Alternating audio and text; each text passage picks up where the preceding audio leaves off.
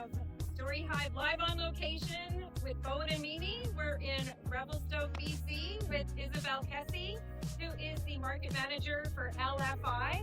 As we can hear, we'll just talk about the elephant in the room. We have the awesome train going by. But we're going to take a little tour of the One Gardens, and Isabel will just lead the way and tell us a bit about what we see. Yeah, sure. We're at Community Gardens. We have several of these, but basically people can rent a vegetable plot and grow whatever they feel like growing. Beautiful. And we're actually connected to the Visual Arts Society. Yes, exactly. Yeah, we're right next to the Visual Art Gallery. And it's a beautiful piece of land that we can use here. Yeah. Do you partner sometimes with the Visual Arts Center? Not a whole lot.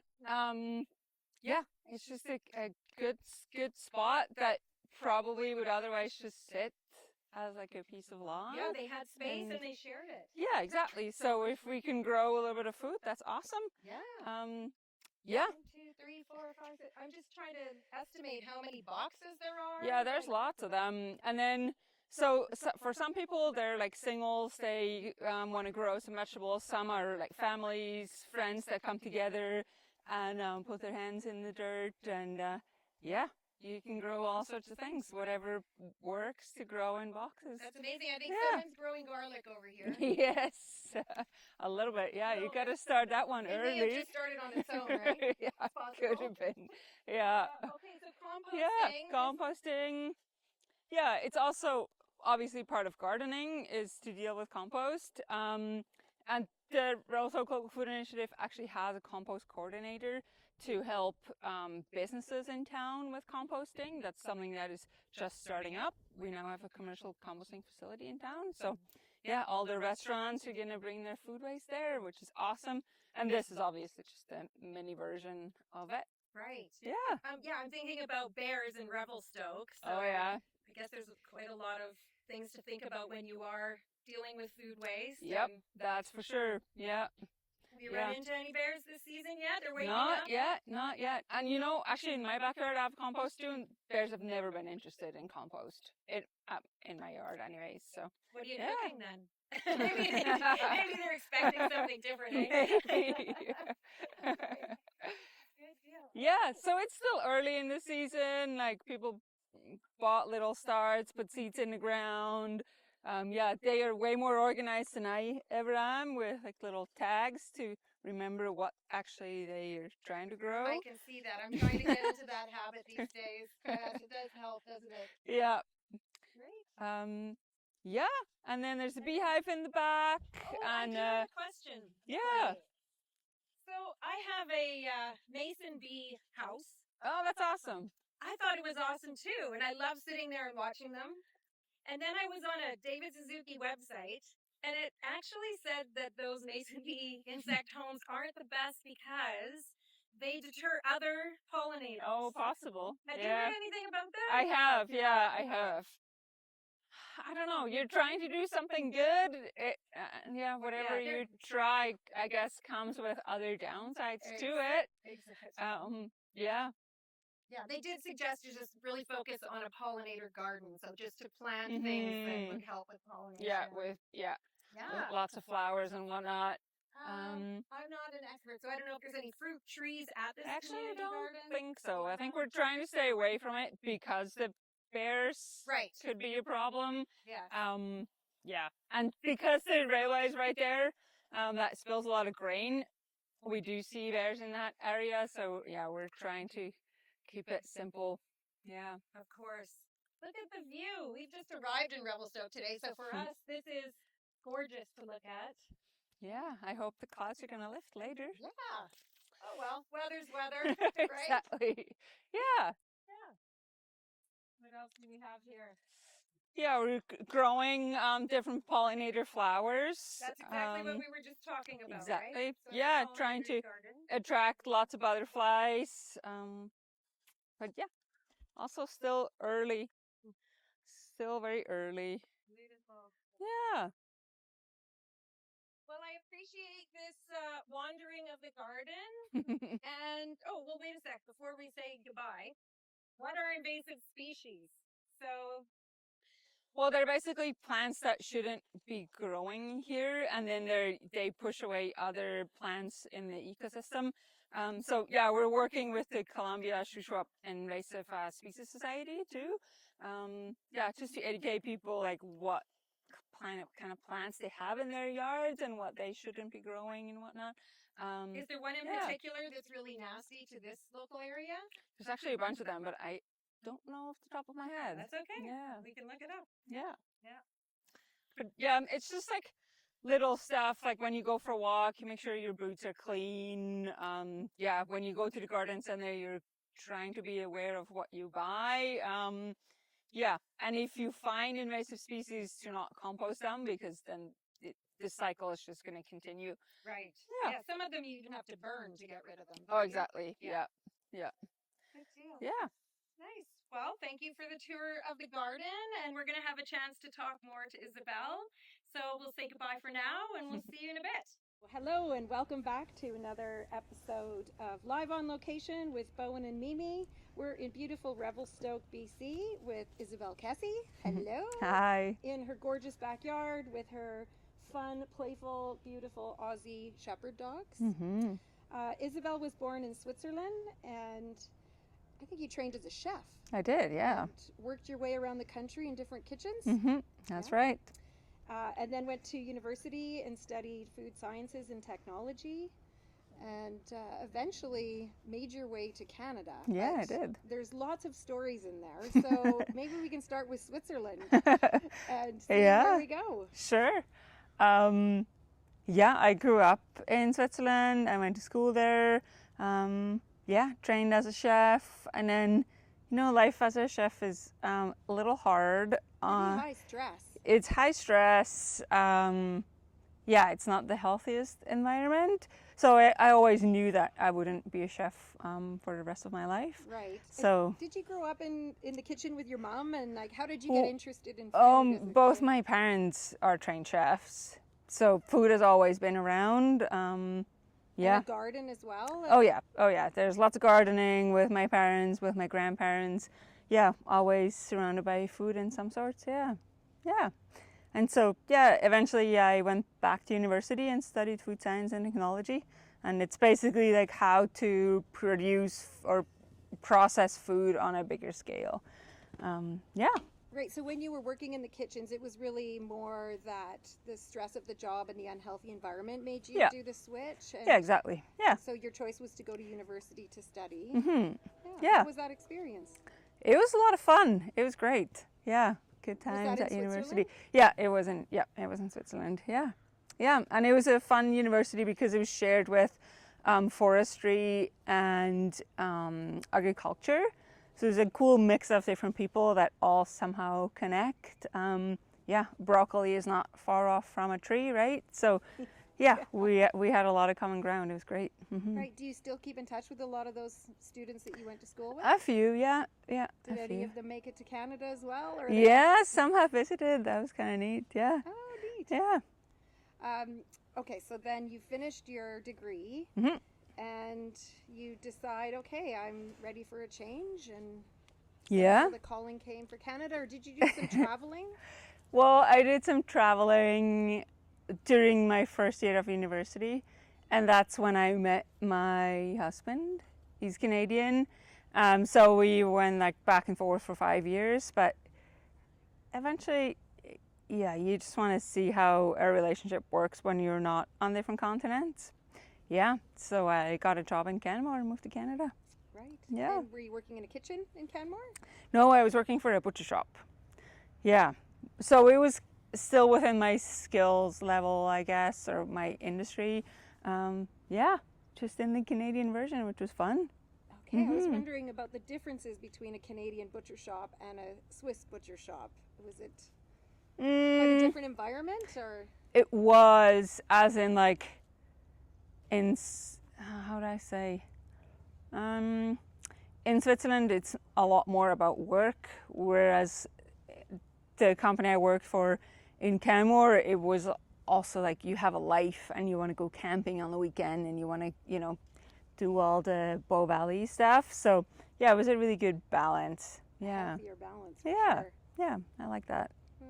I actually have a friend who is a butcher in Armstrong, and Oh. he trained in Switzerland. That's awesome. Yeah. Yeah. Yeah, there's a lot of Swiss butchers in Canada. Yeah. So to get a bit sciencey and technical, like when you're working in a butcher shop and you've trained in food sciences and Mm-hmm. technology, what are you seeing there as far as regulations go? Well, there's lots going on, obviously, from like the ingredients that you're allowed to use to like, how to wash, how to make sure that your food is properly cooked. You don't want raw ham on your sandwich, right? Yeah, and with all the challenges that it comes with. Yeah. Mm-hmm. Was it a big shop? Were there quite a few staff? Yeah, it was a family business, but yeah, there was lots going on. It was really fun. Yeah, good times. Mm-hmm. Was it hard to leave? It was, as in, you only get a visa for a year and a half, and so I had to leave the country again, moving back to Switzerland to then like try and get another visa to come back to Canada. Yeah, that was the hardest part. Yeah. Right. Did you end up breaking up for a bit, or No. did your partner go with you to Switzerland during that period of time? No, he was training as a paramedic at the time. So while he was in school, I was back in Switzerland working. Yeah, and it actually worked out great. Yeah. Yeah. So then when you came back that next time to Canada, did you just come directly to Revelstoke? Yeah, we did, because when he finished his training as a paramedic, he had to choose which towns he would like to work in. And I had work lined up in Vernon that I could do remote, and so he chose Revelstoke, and then I could like travel to Vernon whenever I needed, which is great. Yeah. Okay, what was the work that you did? in Vernon? Another butcher shop. Oh, really? Yeah. Which one was that? That was Helmut's Sausage Kitchen. Oh, Helmut. Yeah. That's a great place. It is, yeah. Yeah, so I somehow got sucked into the meat industry, which is super interesting. I love it. Mm-hmm. That's a lot of commuting, though. It is, but if you do it like just once a week for a day or once every 2 weeks, it's Okay. not that bad. No, it's not. No. Yeah. I was And thinking about that on the drive here today. Like, it is quite a road. it is, especially in the winter times. Yeah, you never know what happens. But it's also good. Vernon is like a big city trip for us. So yeah, whatever we can't get in Revy, yeah, I was able to pick up. Like what? What can you not get in Revy that you can get in Vernon? Sausages. Yeah, we're always had a good supply of meats and bacon and whatnot. Like when Helmut's delivered to Revelstoke? No, but whenever I worked there, I just picked up, and I was sorted out. Yeah, not that you can't get meat in Revy, but if you have an employee discount, might as well. Hey, makes Yeah. sense to me. Exactly. Yeah. I don't know. There's a few things where we're always like, just makes a bit more sense to buy it in the big city, I guess. Yeah. Would people in Revelstoke also consider going to Calgary for big shops, or what would the next, sort of... Well, for us, it's either Salmon Arm or Vernon. Going to Kelowna the odd time, maybe. Yeah, that's kind of it, I think. Yeah, some of our friends, they go to Kamloops because they have a Costco membership, but yeah, that's kind of it. Yeah. Revy's got it mostly, all of it, hey? We do, yeah. Yeah, and we're trying to support the businesses that we have in town, so yeah, trying to buy as much as possible local. Mm-hmm. When you made the switch back to Revelstoke, or you were able to come and live and work full time, was that also with a butcher in Revy, or? No, when my work at Helmut ended just organically, they built a huge facility and they needed somebody on site. So we finished that, and then I started my own company because there's not a lot of work for somebody with my background in Revy. Yeah, and I started working at the farmer's market part-time. So yeah, I was just trying to piece it together, how to make a living in this beautiful town. Right. I was thinking about being if you could be a food inspector in Revelstoke, that would be one career that you could look at? Or I could, but have. the way it works in Canada is a lot different. I would have to go back to school. Okay. And we don't have one in Revi. It's Sam and Arm that services us. So, yeah, it wouldn't just be enough work for me. But that's okay. Yeah, I somehow made my own way. You sure did. So was that in 2020 then that you made the connection with LFI? Yeah, exactly. We moved to Revelstoke in 2019, and then, yeah, in the winter of 2019, I started working for the Revelstoke Winter Market, which at the time was not part of the local food initiative. So I already got into the farmers market world a little bit, got to know a lot of vendors. And then they were looking for a market manager with the local food initiative for the summer market, and that's how I got into that. Yeah. Amazing. So we should let viewers know. So LFI is the Revelstoke Local Food Initiative. And I won't go into too many details about the board and how it's set up, but it does seem like there is quite a big board, a lot of members. Yeah, we have, your regular board of directors. And then within the local food initiative, there's a bunch of different programs that we do, but it's more like, I can say there's maybe 3 main goals. One is to give people access to local food. So by running the farmers market, we host a garlic festival, we host a farm to table dinner. And so that kind of takes care of the access to food. And then the second one is about education. So we host workshops, we offer the community garden as like a part of like a learning project. We go to high schools where we talk to kids about how to farm and where food is coming from. And then the third one is advocacy, maybe on like a more so like government level, where we make sure that we can support the food producers that we have in town. Right. Yeah, that's kind of the main goals of the local food initiative. Yeah.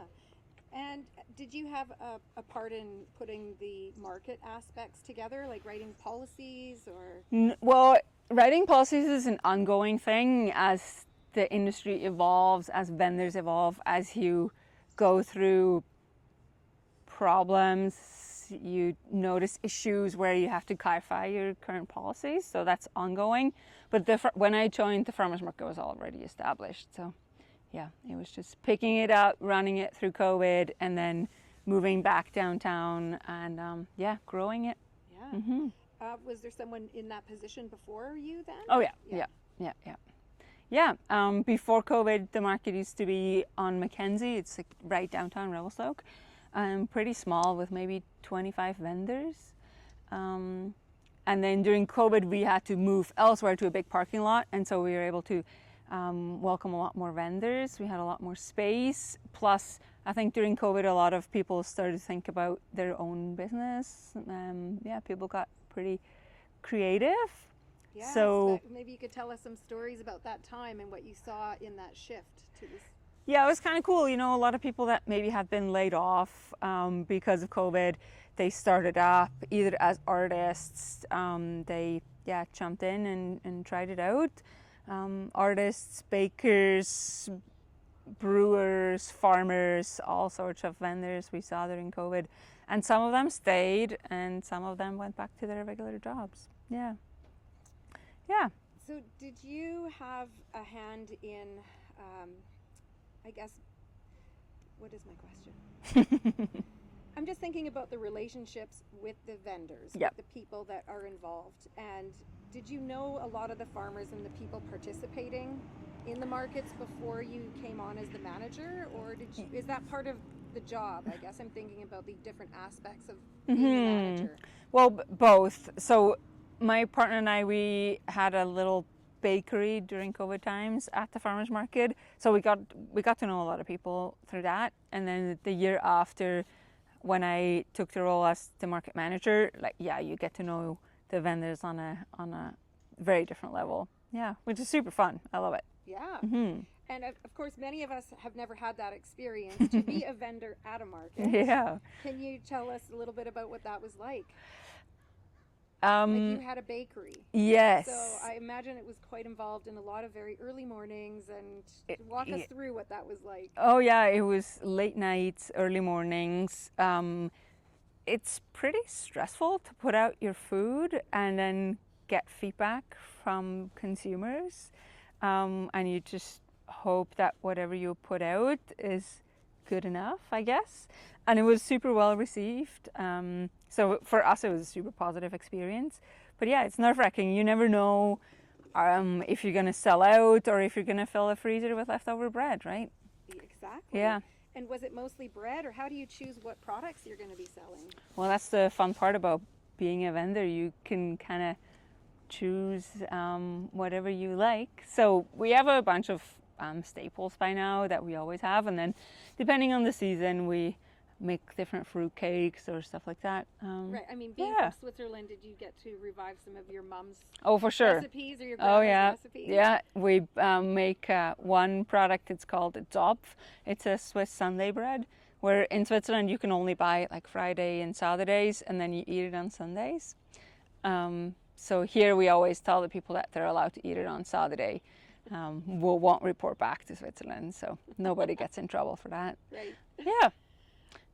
But yeah, being a market vendor is a great way to start a business. You get consumer feedback right away. You can try different prices, see how people react. You can try different products with not a lot of startup costs. You don't have to pay for a brick and mortar business. You can just go, basically. The summer market, is it quite large? How many vendors are you looking at? Yeah, so by now, now that we're back downtown, in one summer I see about 120 vendors.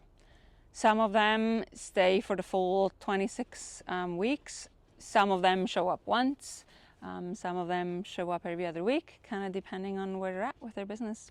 Yeah. Right, and does everyone have the same size table, or there's different sizes they can set up, and they pay different table fees? So the way it works is usually you get a 10 by 10 space for your regular market tent.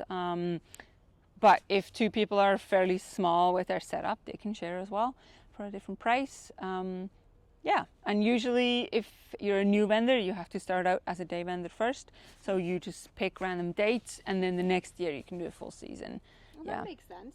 Yeah, we just want to test out the waters on both ends, make sure that it's the kind of quality and product that we would like to see at our market. So then, as the manager, do you also have to look at your list of vendors and say, okay, we have 3 bakers already, or big goods, okay, done? Yeah, trying You're to curating the stalls a little bit is, I guess, what that's a big part of it, and it's a very difficult one because you get to know your vendors on a very personal level. You want the best for them, but at the same time, I also have to navigate how much the market can take. Like, I don't need 15 farmers showing up with lettuce, because we're gonna have a lot of lettuce in the compost at the end of the day, and that's not the goal. So we're trying to find the balance. Another thing is, we have so many jewelers and potters in this town. Yeah, at least the product is not going to go to waste, but I want them to have a successful day. So yeah, we're always trying to balance the product variety. Yeah. So how do you navigate those conversations? Yeah, they're not easy. So luckily, the way we're set up, we have a market advisory committee. It's a group of people, different stakeholders. Some of them are market shoppers. We have vendor representatives. We have members of the local food initiative that are on that board. We have neighboring businesses as well, because we know as a market we impact neighboring businesses in a positive or negative way. So we want them to have a say as well. And so basically they're the ones that help me select vendors. It's not just me making stuff up, which is great. Because then if there's any kind of conflict, I'm just the messenger, which is good. Yes. Yeah. Yeah. That's great. You're not left alone to do that. Yeah. Yeah. Yeah, there's a lot of decisions, and I imagine how tricky it can be, because in Vernon we have seen that. Even just on a one-off event that happens, and the business owners get very upset about it. yeah, And it's tricky. yeah, it's funny. Farmers markets are not always sunshine and butterflies. There's there's so many people involved, and everybody just wants to see their business flourish, and so do I. But yeah, Like 120, 150 vendors. That's a lot of personalities. yes. And I would imagine quite often you could run into people who aren't necessarily people because, I mean, this is a judgment. Yeah. Or an assumption. Yeah. That a lot of farmers or people that like to spend time, in their garden with plants or with animals aren't necessarily interested in, having lots of conversations with people. So it could be tricky for... It is tricky, but at the same time, for me, I kind of see myself as, like, in a weird way, also a bit of a mentor to try and help them make their stall look good, because a lot of times when new people show up, they set up however they think is right, and then I'm like, come on, like, step to the customer side, let's look how this presents, and wearing a hat where people cannot see your eyes. It's like little stuff. Yeah. But yeah, once you give them a bit of feedback and you see them take off, it's super fun to see. So maybe you could share with us a success story that you helped mentor an up-and-coming vendor. Wow. I have a good one. During COVID, Stephanie joined the farmers market, and I believe she just moved to Revi, and she started a gluten-free bakery at the market. And back then she told me, like, I have this dream. I want to have this beautiful brick and mortar space. I want to sell only gluten-free products. So it's really safe for everybody that's sensitive. And I want to serve afternoon tea. Well, guess what? On Monday last week, she opened up her beautiful bakery. Wow. Yeah. Fantastic. Yeah, I'm super pumped for her. What's the name it's of awesome. her bakery? Shout out. Flourish Bakery. Flourish Bakery. Yeah. Yeah. There's a bunch of them that started at the farmers market, and now they are doing it full time. We need more Isabels. Mentoring, like mentorship's really important. It's super important, and in Revelstoke we have really good support for new businesses. There's like monthly meetings where you can just go, or you go talk to Community Futures or Startup Revelstoke, where you get support for free. Yeah. Yeah, what is the size of Revelstoke? Do you have an idea? Well, I think officially we're 8,000 people, but TELUS counted a number of cell phone pings that stayed in Revi for more than 3 months, and it came around at 14,000. So somewhere in that area. Yeah. Right. It seems like a lot is going on in Revelstoke. Oh yeah. A lot is happening with tourism. Usually the farmers market in early spring is kind of slow. We see lots of locals, but that's not a thing anymore now. We don't have spring shoulder season. We open up and bam, people are here. Right, and we it's just great. had the May long weekend. So I imagine that was pretty busy. It was, yeah. You're in recovery. Well, it was funny because the weather forecast really helped us, as in there was a lot of rain in the weather forecast, so people didn't go camping, but then it actually turned out to be a decent day. So then, they came to the farmers market, which is great. And there was one previous to that, so there's two. Two previous to that? Yeah. So off to a good start. Very good start, yeah. Are there any things to note about upcoming markets that we could mention? Well, as the season grows, we get bigger and bigger. Probably by June this year we'll reach full size. And the cool thing is it's not every week is the same, because vendors change, community groups come and go as well. Like this weekend, there's a big Bear Aware event that is part of the farmers market. The farmers market is always a bit of the representation of what's going on in town. So when you see a lot of bikers coming through and picking up goodies, there's probably a bike race. If you see a lot of trail runners or a lot of families, there could be a soccer tournament or yeah, it's fun. Well, we're going to hit it up. Yeah, you should. Yeah. So then we have the Winters Market. Mm-hmm. We should have started with the Winters Market, but whatever. That's all right. Josephine can edit. Yeah, so how does it differ? It's not outside, obviously. It's indoors. So where is the location of that one? The winter market takes place every other week at the rec center, indoors from November to April. It's a lot smaller, but it's still a great market. You can still get some fresh produce. And you know, the farmers that we have, their chickens, they don't stop laying eggs, right? True. So yeah, there's still a lot of product around. Mm-hmm. Yeah, usually eggs, meats, baked goods, a little bit of produce, usually some apples, Indian food is always there, wine, cider, stuff like that. Beautiful. Yeah, there's a lot of breweries in Revelstoke. Mm-hmm. It seems like, it's a ski town, so people are thirsty. Well, there's a lot of breweries everywhere now where they're like popping up. Yeah. Mm-hmm. Another place I'll have to hit up. Yes. Yeah. Okay. Markets. You've covered a lot about markets. But is there anything else that you want to share about your time at the LFI market and how you've been able to balance your personal life with that? Because that's a part-time job for you? Well, technically it's a part-time job, yes. But it does sound very full on. So it is. How does Isabel fit in the fun or other projects? Well, summer is tight and you busy. Love being outside. You're yes, a I do. nature person. Yeah, I love mountain biking, hiking, skiing, all the fun stuff, camping, canoeing. Yeah, and then usually Saturday afternoon you find me in the garden. I just need to decompress and not see any people. Yeah. Right, and that's probably where you are thinking of your ideas for your own projects. Yes.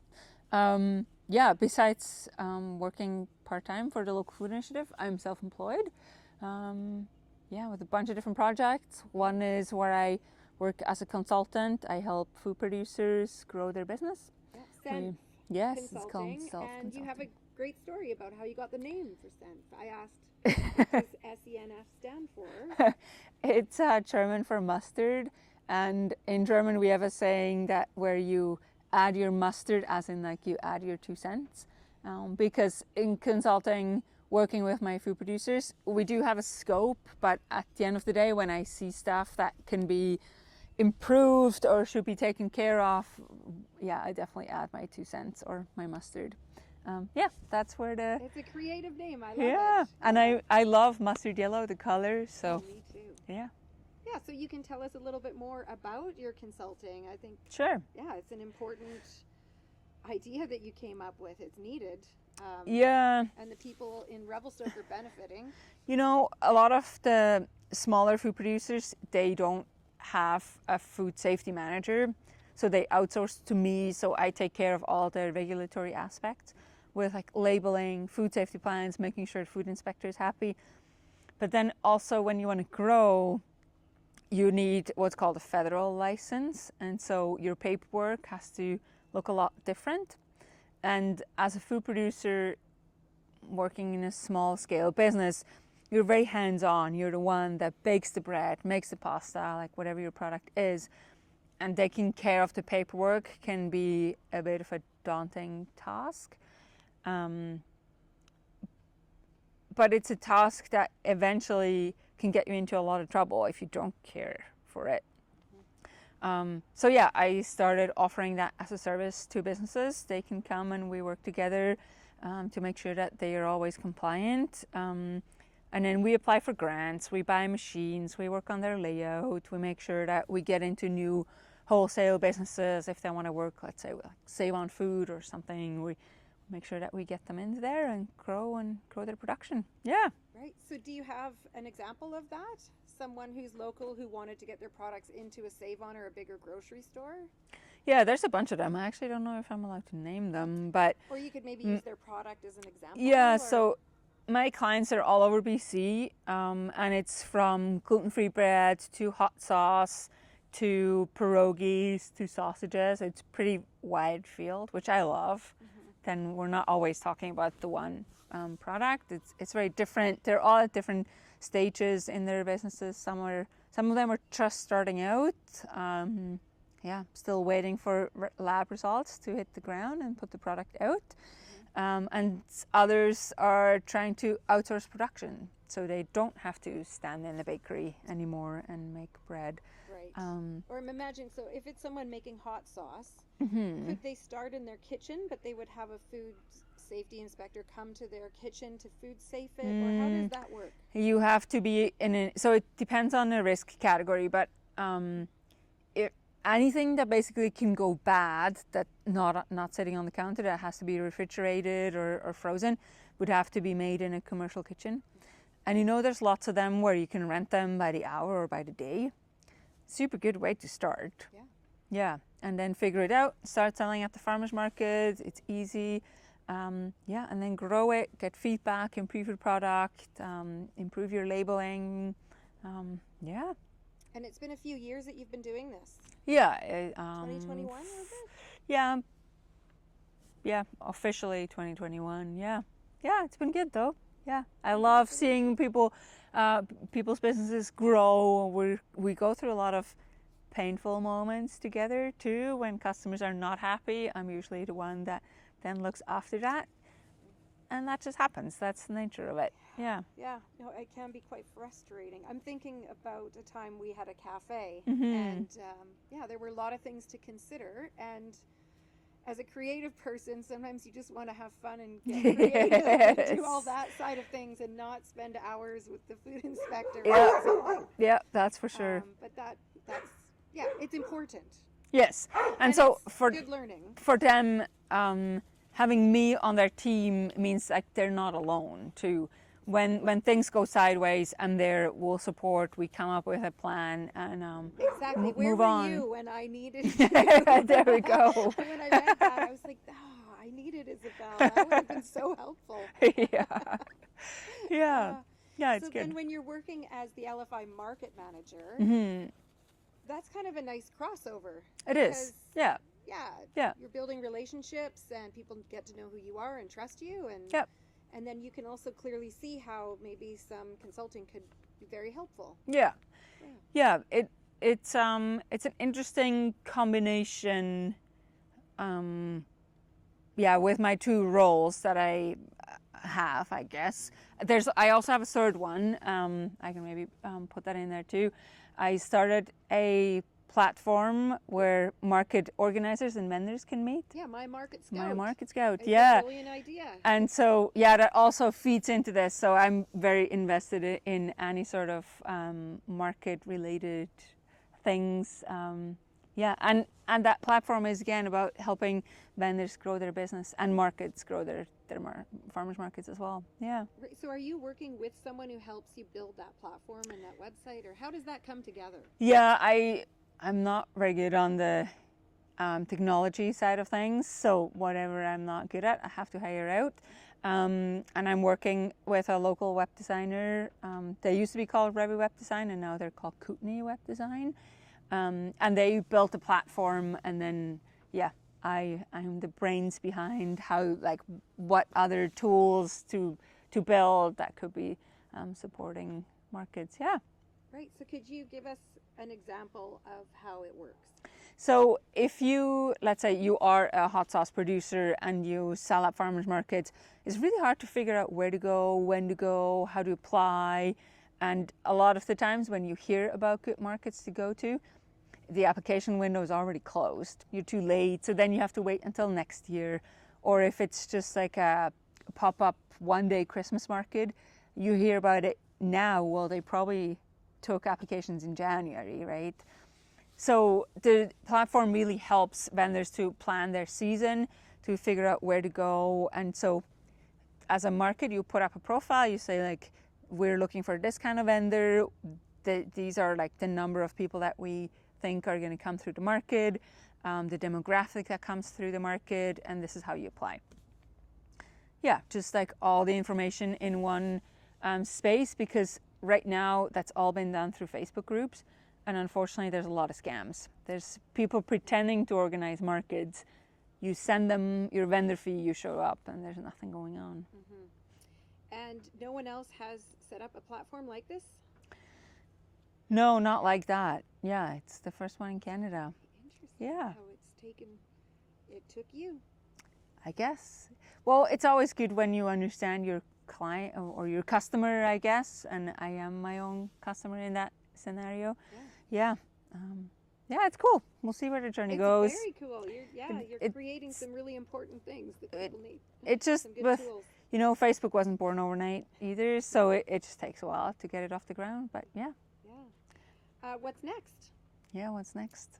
Well, today's Wednesday. Got to get ready for market on Saturday. My weeks go by really quick these days. What does it take to get ready for market when you say that? Oh, so on Wednesday, I send out an email to all my vendors saying, like, this is the plan for Saturday. This is where you're going to be at. We have a map where they can like look up where they're going to be setting up.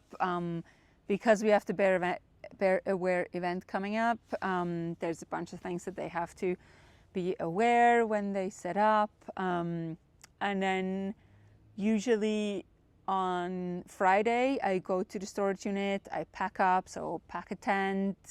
We have somebody that is renting a tent, so they have to get their tent as well with weights. I have to get all the L5 booths set up. And then I put out pylons, because one of my most nerve-wracking thing about running the market is cars being parked overnight. The parking lot. And I cannot tow them. So then they become part of the farmer's market, which is not ideal. Nobody is happy to see their car being blocked in by tents when you maybe had plans to go somewhere on a Saturday. So I put out pylons the night before, just so everybody that might want to leave their vehicle on First Street Friday night knows, like, hey, we cannot park there. Yeah, that's kind of it for like the getting ready. Put out a social media post usually too. Right. Yeah. Wow. Yeah. Well, we'll let you get going because you have a busy day ahead of you. I really appreciate you making time for us, Isabel. Yeah, thanks for having me. Thanks for joining us on location in Revelstoke with Isabel Kessi, the Farmers Market Manager for LFI, and we'll see you again another time. Thanks.